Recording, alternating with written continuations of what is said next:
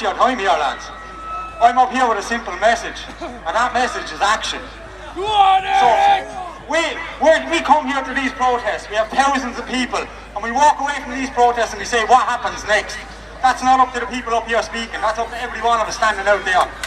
When we get home, we don't put our feet up on the chair, we don't sit back and relax, we get to work.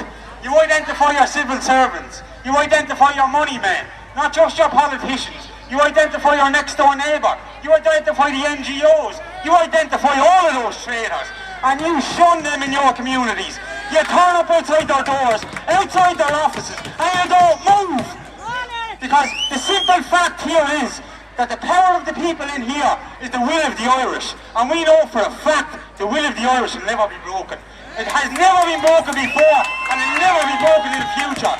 So my message here is get ready for the future, because the fight has not started, it's already begun, and we're in the middle of it. So mount up, get involved in communities, and start getting out there and bringing the fight to them. Don't sit on your backside waiting for others. Get up and be your own leader. I have two more things to say.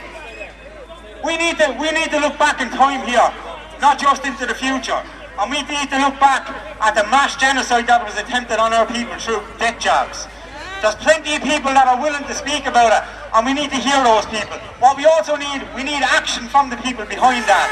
So we need to go and we need to follow the likes of Patrick McGreal, the likes of Barry from Wake Up Era, and anybody that's bringing a challenge on this. Because we don't forget, we do not forget, and we will always go back and these people will be pulled out.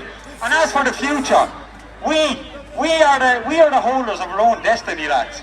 So as bad as they are destroying our country, it is up to each and every one of us to stand up and make that barrier in front of him and tell him he ain't doing it. Because I'll die here before I leave he walk over me, and that's a fact.